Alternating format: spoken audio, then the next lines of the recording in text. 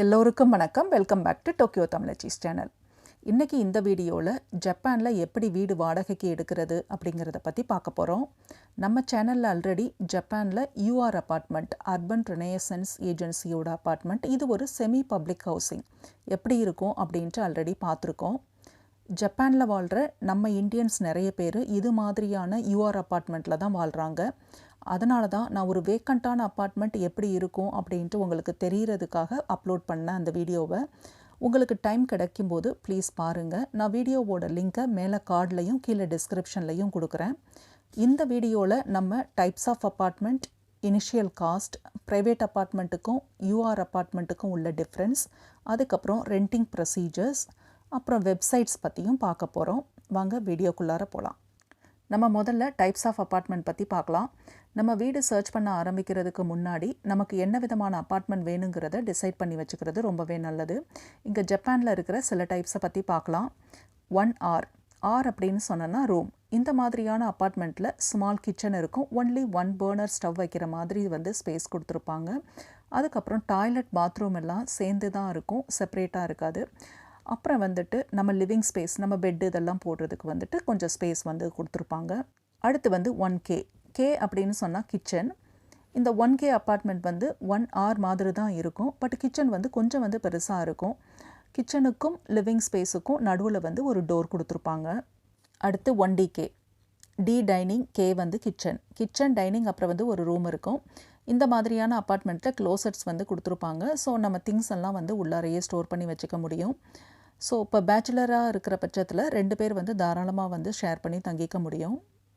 அடுத்து 1LDK, living, dining, kitchen. இப்போ kitchen, dining, அதுக்கப்புறம் கொஞ்சம் லிவிங் ஸ்பேஸ், அதுக்கப்புறம் ஒரு பெட்ரூம் இருக்கும். நம்ம அப்பார்ட்மெண்ட் டூர் வீடியோவில் கூட 1LDK அப்பார்ட்மெண்ட் பார்த்துருக்கோம். ப்ளீஸ் பார்க்காதவங்க பாருங்கள். 2LDK, இப்போ 1LDK ப்ளஸ் இனி ஒரு எக்ஸ்ட்ரா ரூம் இருக்கும். அடுத்து 2DK, 1DK ப்ளஸ் இனி ஒரு ரூம் எக்ஸ்ட்ரா கொடுத்துருப்பாங்க. 2DK ஆல்மோஸ்ட் 1LDK மாதிரி தான். பட் 2DK அப்பார்ட்மெண்ட் 1LDKயை விட ரெண்ட் கொஞ்சம் கம்மியாக இருக்கும். அடுத்து 3DK அப்பார்ட்மெண்ட் நம்மளோட இதுக்கு முன்னாடி பார்த்த அப்பார்ட்மெண்ட் டூர் வீடியோவில் நம்ம பார்த்துருக்கோம். ஸோ பார்க்காதவங்க ப்ளீஸ் பாருங்கள். இதெல்லாம் போக 3LDK, 4LDK இந்த மாதிரியெல்லாம் வீடுகள் இருக்குது.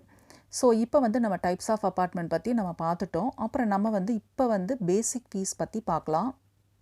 இப்போ நம்ம ஒரு அப்பார்ட்மெண்ட் வாடகைக்கு எடுக்கும்போது இனிஷியலாக என்னென்ன டைப்ஸ் ஆஃப் ஃபீஸ் பே பண்ண வேண்டியது இருக்கும் அப்படின்ட்டு பார்க்கலாம்.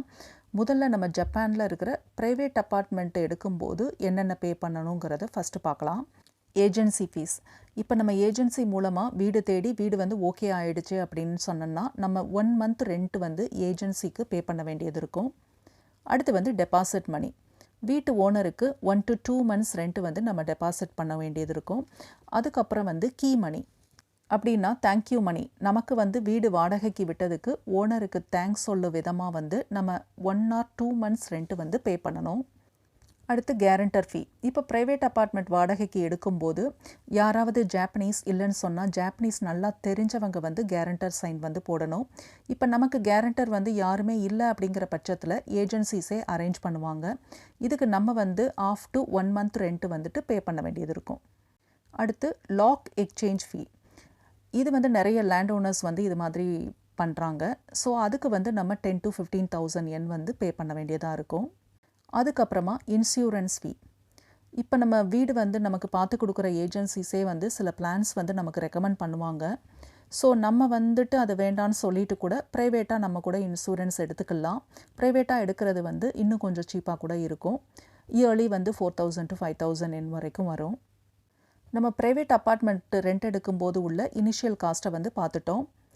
அதே இது யூஆர் அப்பார்ட்மெண்ட்டில் ரெண்ட்டுக்கு வீடு பார்க்கும்போது நம்ம டெபாசிட் மணி மாத்திரம்தான் பே பண்ண வேண்டியது இருக்கும்.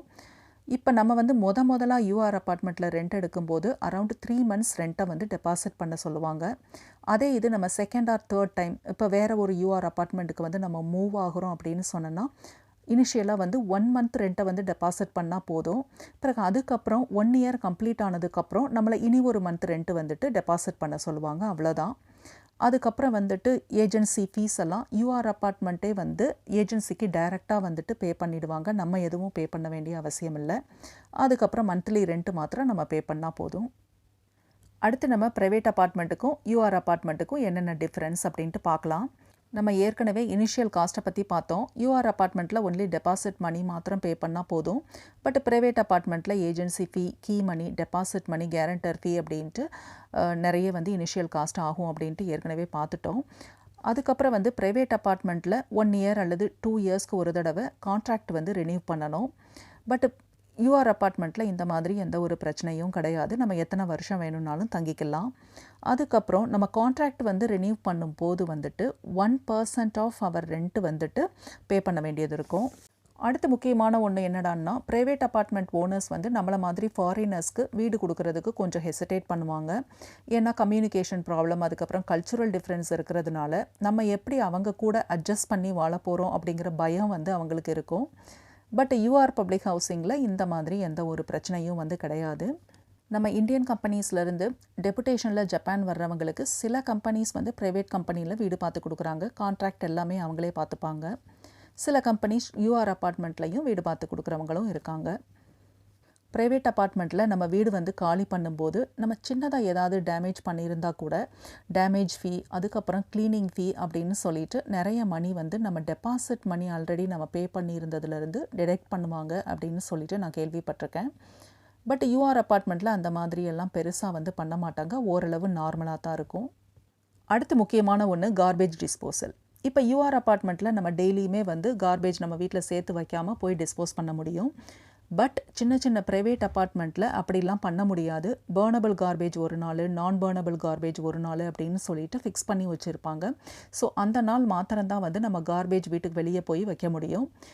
ஸோ நம்ம இப்போ சப்போஸ் மறந்து போயிட்டோம் அப்படின்னு சொன்னோன்னா நம்ம வீட்டில் நிறைய கார்பேஜ் வந்து சேர்ந்துடும். அடுத்து நம்ம ஜப்பானில் எப்படி வீடு தேடுறதுங்கிறத பற்றி பார்க்கலாம். இப்போ நம்ம ப்ரைவேட் அப்பார்ட்மெண்ட் சர்ச் பண்ணுறோம் அப்படின்னு சொன்னோன்னா டைரெக்டாக ரெண்டல் ஏஜென்சியை காண்டாக்ட் பண்ணி நம்ம வீடு தேடலாம். இல்லைன்னு சொன்னோன்னா வெப்சைட்டில் வந்துட்டு நம்ம சர்ச் பண்ண முடியும். லொக்கேஷன், டைப் ஆஃப் அப்பார்ட்மெண்ட், அதுக்கப்புறம் ரெண்ட்டு, இதெல்லாம் வந்துட்டு நம்ம என்ட்ரு பண்ணி நம்மளே செலக்ட் பண்ண முடியும். ஸோ நான் வெப்சைட் பற்றின இன்ஃபர்மேஷனை வந்து டிஸ்கிரிப்ஷனில் கொடுக்குறேன், ப்ளீஸ் பார்த்துக்கோங்க. அதுக்கப்புறம் யூஆர் அப்பார்ட்மெண்ட்டில் நம்ம வீடு பார்க்குறோம் அப்படின்னு சொன்னோன்னா யூஆர் ஹவுசிங் வெப்சைட்டில் போய் நம்ம சர்ச் பண்ணலாம். வேக்கண்ட் அப்பார்ட்மெண்ட் எல்லாமே வந்துட்டு கொடுத்துருப்பாங்க. ஸோ இல்லை அப்படின்னு சொன்னோன்னா நம்ம யூஆர் சிந்தாய் ஷாப் அப்படின்ட்டு சில ஏரியாஸில் இருக்குது. ஸோ அவங்கள காண்டாக்ட் பண்ணன்னு சொன்னோன்னா அவங்க வேக்கண்ட் இன்ஃபர்மேஷன் பற்றி நமக்கு வந்து கொடுப்பாங்க. அடுத்து ஒவ்வொரு யூஆர் அப்பார்ட்மெண்ட்டுக்கும் ஒரு ஆஃபீஸ் இருக்கும். ஸோ அந்த ஆஃபீஸ்க்கு நம்ம டைரெக்டாக போய் கூட வந்து நம்ம கேட்கலாம், இது மாதிரி வந்து அப்பார்ட்மெண்ட் வேக்கண்ட்டாக இருக்கா அப்படின்னு கேட்டோன்னா அவங்க நமக்கு சொல்லுவாங்க. அதுக்கப்புறம் கீயும் கொடுப்பாங்க. நம்மளே போய் பார்த்துட்டு இப்போ ஓகே அப்படிங்கிற பட்சத்தில் வந்துட்டு அவங்க 2 வீக்ஸ் வந்து நமக்கு பிளாக் பண்ணி வைப்பாங்க. வேறு யாருக்கும் அந்த அப்பார்ட்மெண்ட்டை வந்து காமிக்க மாட்டாங்க. ஸோ அதுக்குள்ளார நம்ம ரெஜிஸ்ட்ரேஷனுக்கு வந்து ரெடி பண்ணணும். அடுத்து நம்ம ஏஜென்சி மூலமாகவும் யூஆரில் வந்து வீடு சர்ச் பண்ண முடியும். யூஆர் Whitestone அப்படிங்கிற ஏஜென்சி இங்கிலீஷ் சப்போர்ட்டும் இருக்குது. ஸோ நாங்கள் இவங்க மூலமாக ஒரு தடவை வந்து வீடு மாற்றியிருக்கோம். சர்வீஸ் வந்து ரொம்ப நல்லாவே இருக்கும். அடுத்து நம்ம ஊரில் புரோக்கர் வீடு பார்த்து கொடுக்குற மாதிரி இந்த ஊர்லேயும் சிலர் இருக்காங்க. ஸோ நம்ம ரெக்குவயர்மெண்ட் சொன்னோன்னா இவங்க யூஆர் அப்பார்ட்மெண்ட் சர்ச் பண்ணி கொடுப்பாங்க. ஸோ ஜப்பானில் வந்துட்டு யாருக்காவது இப்போ காண்டாக்ட் டீட்டெயில்ஸ், புரோக்கரோட காண்டாக்ட் டீட்டெயில்ஸ் வேணும்னா ப்ளீஸ் காண்டாக்ட் பண்ணுங்கள், நான் வந்துட்டு ப்ரொவைட் பண்ணுறேன். இந்த புரோக்கர்ஸ்க்கு நம்ம வந்து எந்த ஒரு ஃபீஸும் வந்து பே பண்ண வேண்டியதில்லை. யூஆரே வந்து டைரெக்டாக அவங்களுக்கு வந்து பே பண்ணிவிடுவாங்க.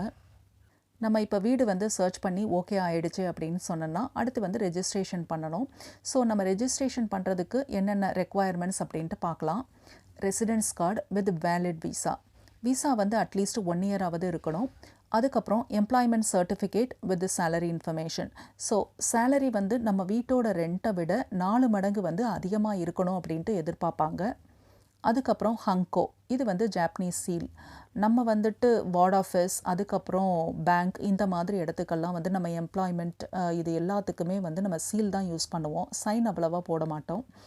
அதுக்கப்புறம் வந்துட்டு டெபாசிட் மணி, அதுக்கப்புறம் ப்ரைவேட் அப்பார்ட்மெண்ட்டாக இருக்கிற பட்சத்தில் வேறு ஃபீஸ் எல்லாம் வந்துட்டு நம்ம ரெடி பண்ணி வச்சுக்கணும்.